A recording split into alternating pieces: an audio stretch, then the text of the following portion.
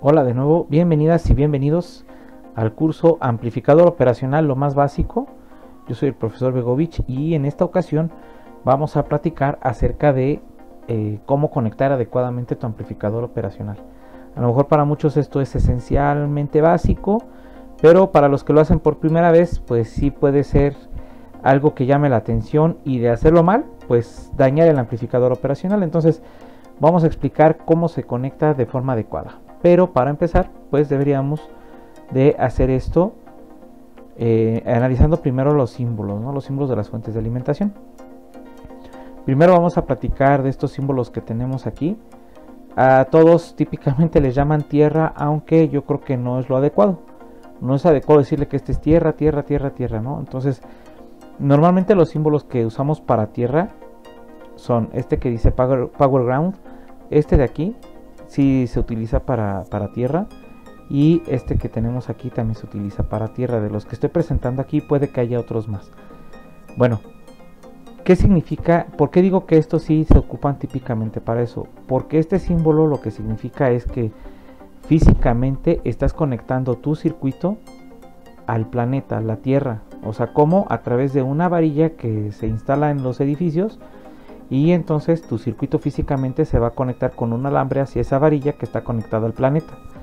Entonces estos símbolos son los que se ocupan para tierra. Estos, como los que están acá, no estrictamente deben de estar al planeta. O sea, solamente son puntos de referencia con respecto a los cuales vas a hacer tus mediciones o tus análisis.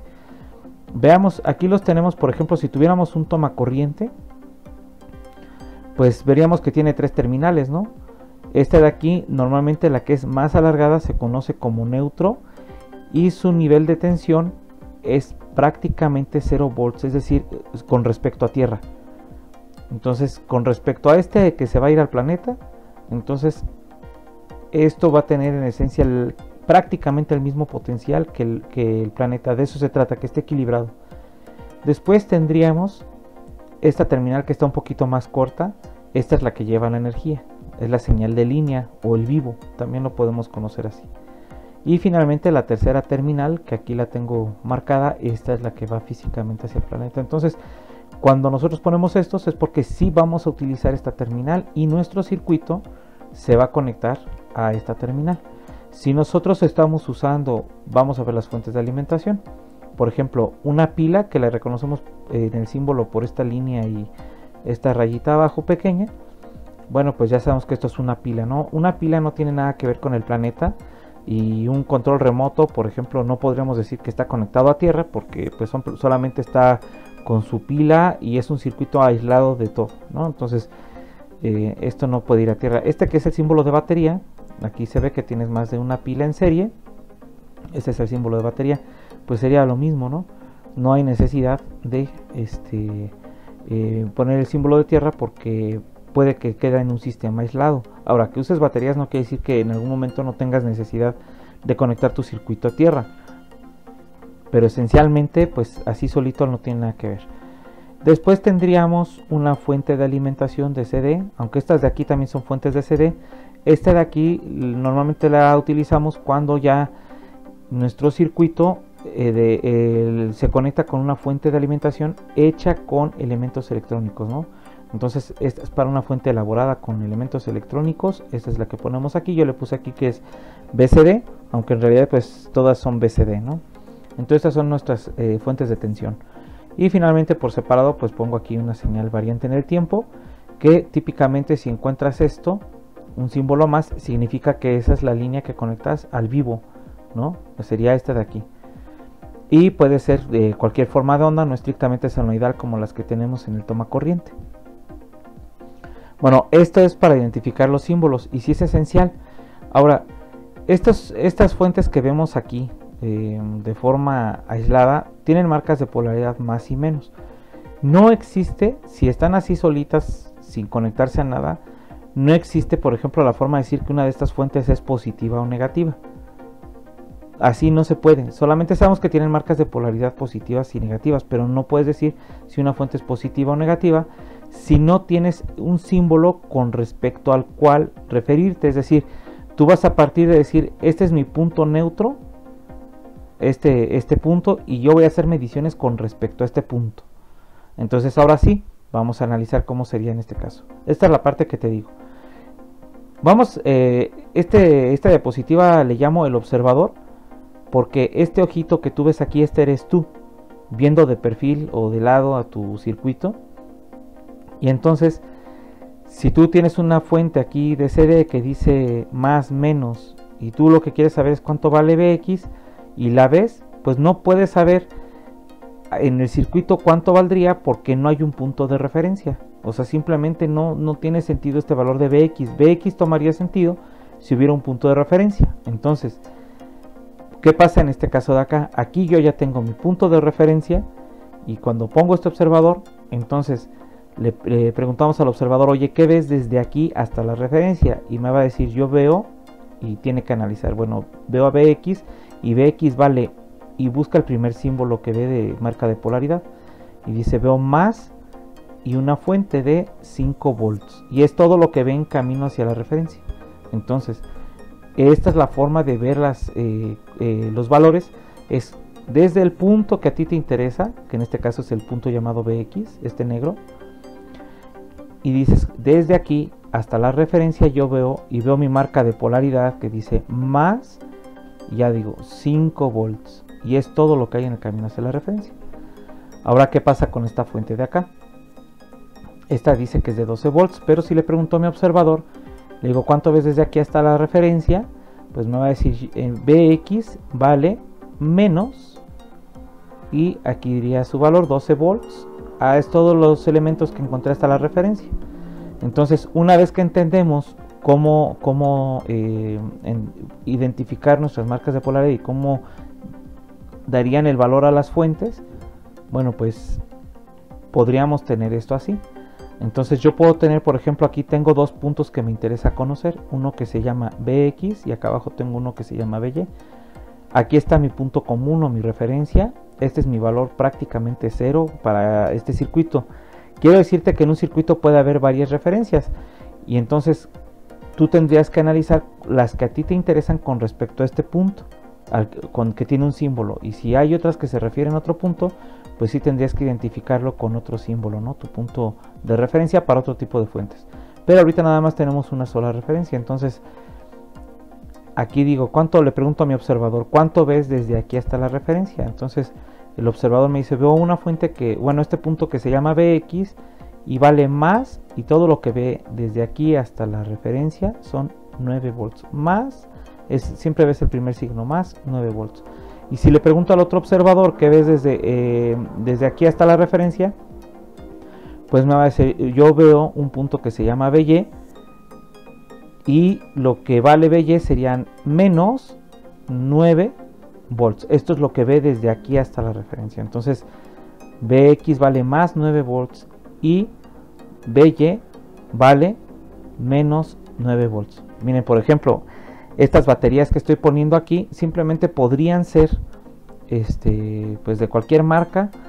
Como te decía, pues tienen marcas más menos, pero para que una sea positiva y la otra sea negativa, pues depende cómo las conectes con respecto a tu punto común.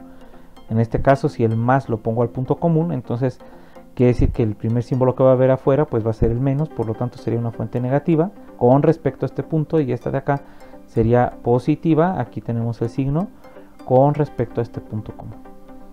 Ahora, en nuestro op-amp, aquí en esta zona de aquí, tenemos dos fuentes que se llaman BPP, bueno, dos fuentes de 15 volts, y las conectamos a las terminales que se llaman BPP y BPN. Entonces, si yo pongo mi observador aquí, pues me va a decir, yo lo que veo es una fuente de más 15 volts con respecto a la referencia.